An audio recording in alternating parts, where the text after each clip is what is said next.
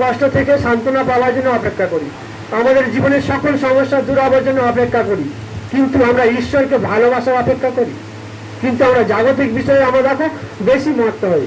যদি আমরা মনে করে দেখো, যদি মনে হচ্ছে আমরা প্রেম করি, কেউ যদি কোনো জায়গায় কথা দেয়, চলে আসো অমুক জায়গায় আজকে রথের মেলা আছে, ঠিক বাবুরা বলে ওইখানে রাত দিয়ে দাঁড়িয়ে থাকতে হবে, আমরা ডাকার আগে আধ ঘন্টা আগে গিয়ে দাঁড়িয়ে থাকি। আর যদি আধ ঘন্টা আগে দাঁড়িয়ে থাকি, সে যদি আরো আধ ঘন্টা পরে আসে, তখন আমাদের ধৈর্য হয়, কি হয়, রেগে যায়, কিন্তু ঠিক ওই জায়গাতেই দাঁড়িয়ে থাকে। কিন্তু যখন মন্ডলীতে এসে আধ ঘন্টা বসতে হয়, মন্ডলীতে যদি অ্যাডভান্স আগে চলে আসি, অনেক সময় চলে গেল, এখনো আরম্ভ হচ্ছে না, এত সময় চলে গেল, কখনো ঘরে যাব, এই মনোভাব হয়। কারণ মন্ডলীতে ঈশ্বরের বাক্য আমরা শুনতে আগ্রহী নই।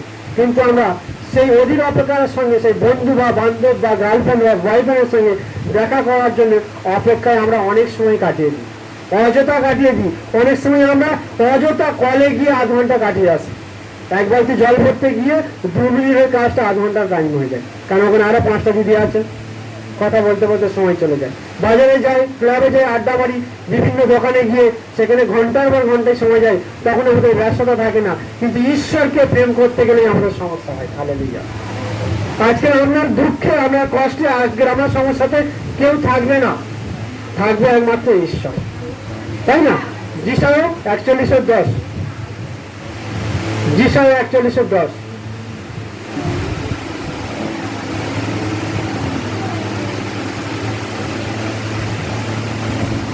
যিশায় 41:10 পড়ো।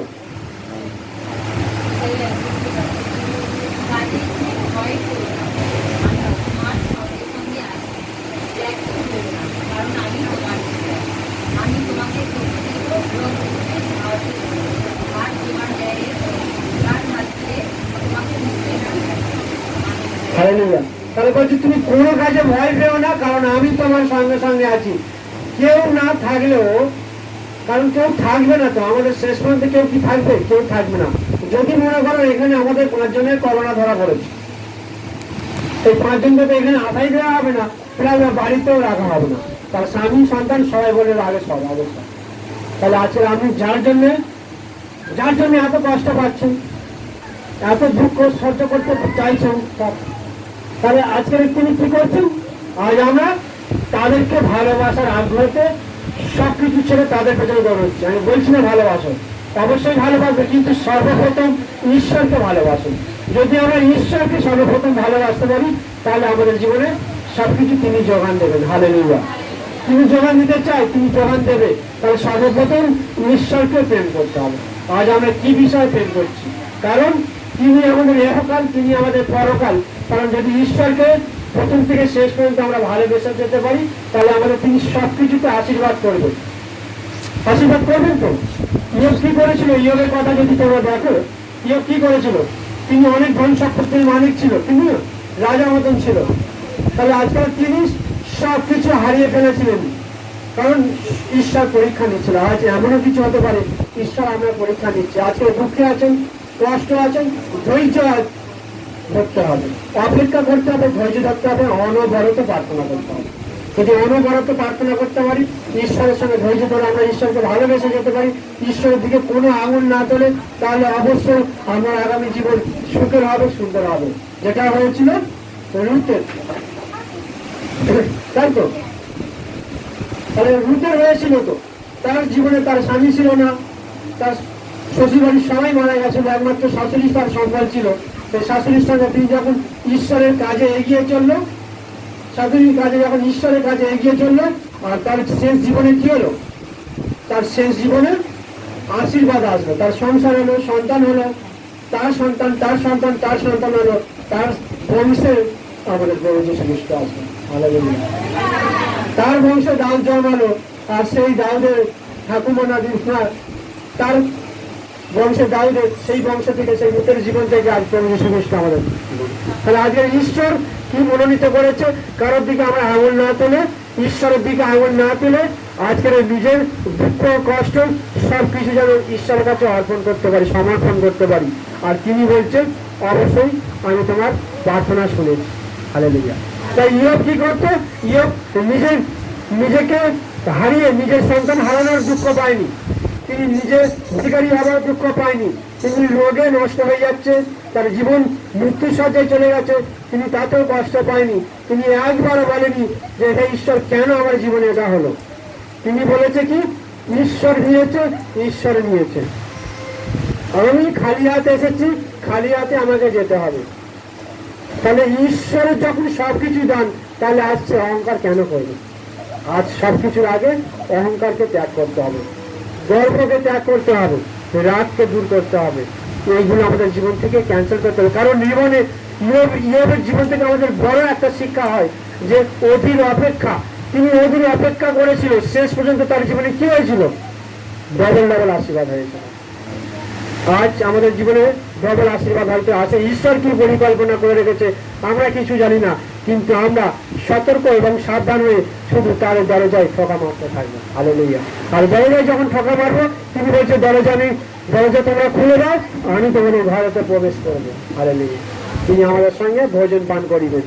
তাহলে আজকে তাকে জায়গা দাও, কারণ তিনি আমরা সমস্ত ব্যথা, যন্ত্রণা, কষ্ট তুলে নিতে পারবেন। তাতে মন দাও। তিনি দেখে যে সারাদিন 24 ঘন্টার মধ্যে তুমি তাতে কতক্ষণ তার সঙ্গে প্রেম করছো। তাকে তুমি সংসারকে প্রেম করছো, সন্তানকে প্রেম করছো, স্বামীকে প্রেম করছো, শ্বশুরকে প্রেম করছো, শাশুড়ি প্রেম করছো, সবাইকে, আত্মীয় স্বজনকে সবাইকে প্রেম করতে আছো, ভালোবাসতে আছো, আদৌ আপ্যায়ন, খাওয়া দাওয়া, আনন্দ ভর্তি করছো। কিন্তু ঈশ্বরকে নিয়ে তুমি কতক্ষণ 24 ঘন্টার মধ্যে প্রেম করছো, তিনিও সেটা দেখতে চায়। সেই জন্য আমাদেরকে সর্বপ্রথম যদি প্রেম করতে হয়, ঈশ্বরকে প্রেম করো। হালেলুয়া। কারণ তিনি আমাদের ধুলো থেকে তৈরি করেছি। আগে ভাবুন যে আমরা ধুলো, ইয়োব এটাই ভাববো যে আজকে আমি তো উলঙ্গ অবস্থায় এসেছি মায়ের গর্ভতে, আজ আমি সে উলঙ্গ অবস্থায় ফিরে যাব।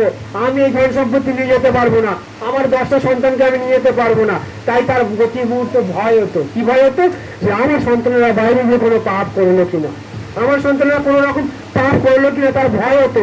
তাই সে প্রতিদিন ঈশ্বরের কাছে নৈবেদ্য দান করতো। সত্যি আমাদের সন্তানেরা কি ভুল করছে, প্রার্থনা করছে কিনা আমরা খবর রাখি? আমরা ঈশ্বরের কাছে নিজেরা নত হই, নম্র হই? এটা আমাদের করা উচিত। কারণ আজ আমাদের সন্তানের জীবনটা ঈশ্বরের হাতে আছে।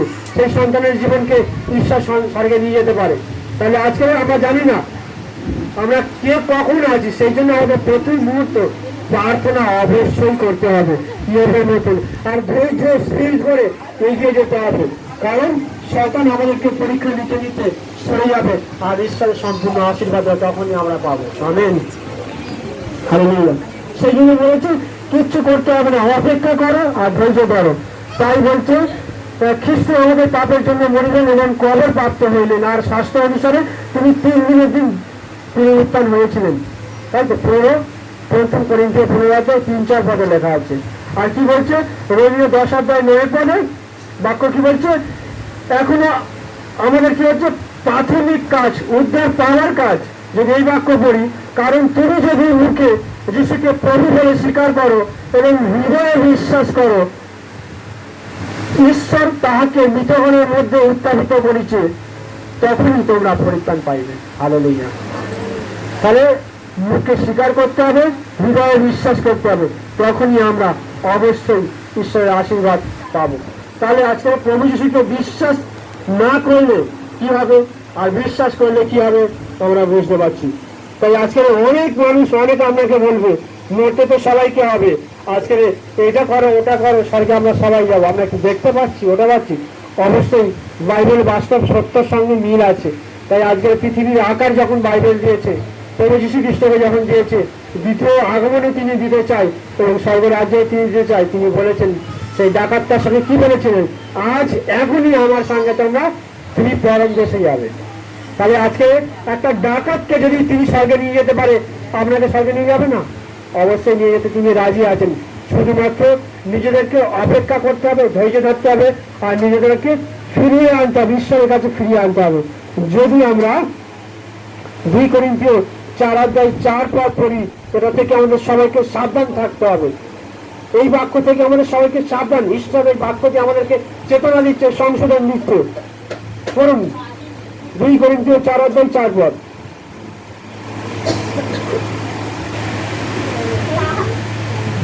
এই যুগের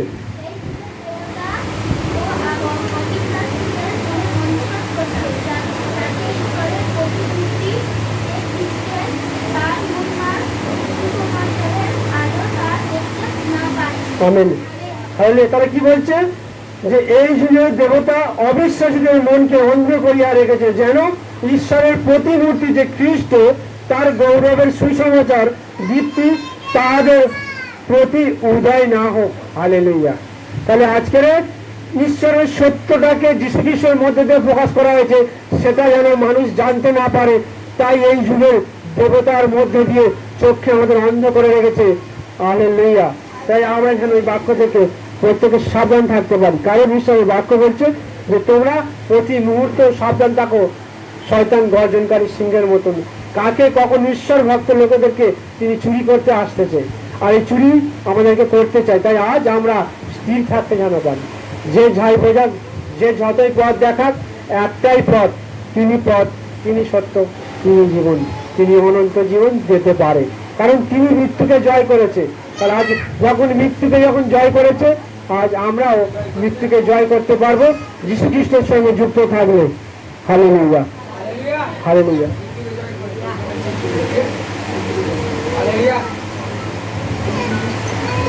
তাই আজ আমাদের প্রত্যেকটা সন্তানের উচিত যে আজ ঈশ্বরের কাছে ফিরে আসা, নিজেদেরকে সমর্পণ করা, আর ঈশ্বরকে সর্বপ্রথম যেন আমরা ভালোবাসতে পারি। হালেলুয়া। তাই আজকের ঈশ্বর আমাদেরকে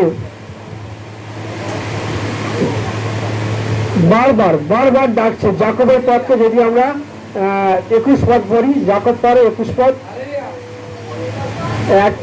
একটাই পদ, অধ্যায়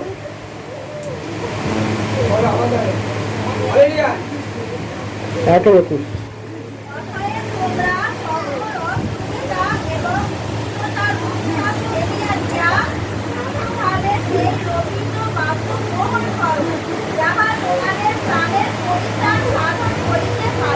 হালেলুয়া। তাহলে সমস্ত অসুচি থেকে বেরিয়ে আসতে বলছে যীশু খ্রিস্টকে ধরতে গেলে। আর যীশু খ্রিস্টকে যখন আমরা ধরতে পারবো, তার জীবন্ত পবিত্র রক্তের দ্বারাতে আমাদের সমস্ত অসুচিতা দূর হয়ে যায়। আর আমাদের যে প্রাণের পরিত্রাণের দরকার আছে, আত্মার পরিত্রাণের দরকার আছে, সেটা একমাত্র প্রভু যীশু খ্রিস্টই দিতে পারে। হালেলুয়া। তাহলে আজ আমাদেরকে ফিরে আসতে পেরেছে, তিনি বলছে ফিরে আসো, ফিরে আসো। তাই আজকের এই দেহ মাটির দেহ, মাটি হবেই, তাই না? একটা গান আছে না, লাইন করো, সবাই মিলে করো।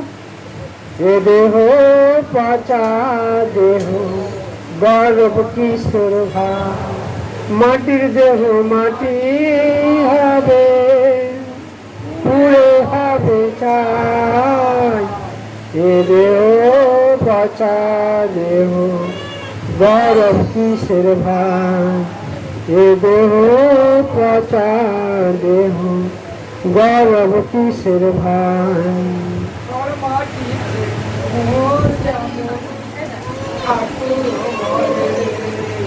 কর্মান্বিতে কুমোরে যেমন, সবাই বলা হল, সে মানুষ গড়ে কুমার যেমন, রাতে মানুষে দয়াল যেমন মানুষ গড়ে,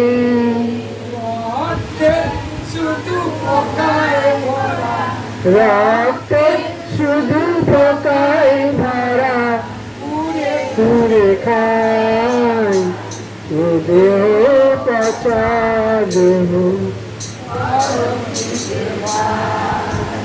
এ দেহ পচা দেহ, গর্ব কিসের ভাই।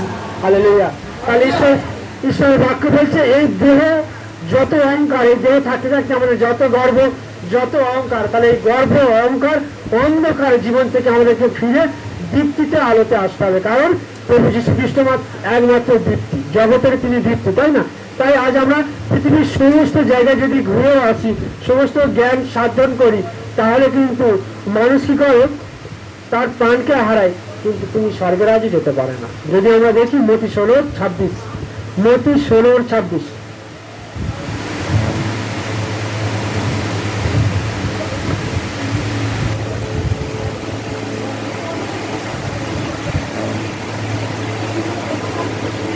কারণ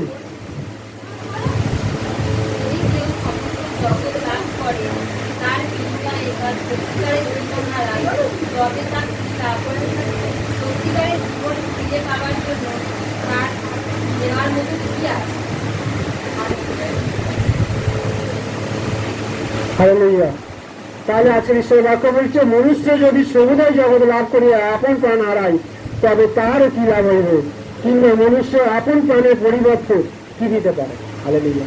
তাহলে আজকে আমরা সবকিছু জগৎকে আনন্দ উপভোগ করে পৃথিবীর সমস্ত জ্ঞান অর্জন করে যদি প্রাণটা হারাই, আর এই প্রাণটাই যদি আমরা অনন্তকাল স্বর্গে না রাখতে পারি, তাহলে আমাদের কি লাভ আছে?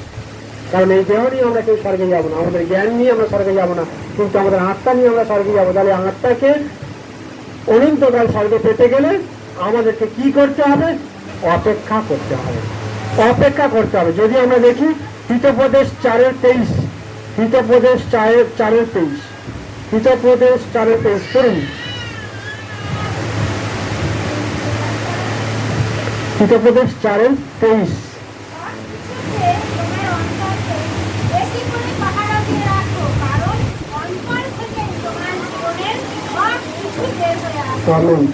হালেলুয়া। তাহলে আজকে স্বাধীনভাবে বাইবেলটা পড়ো, খুব সুন্দর লাগা আছে ওটা পড়ো।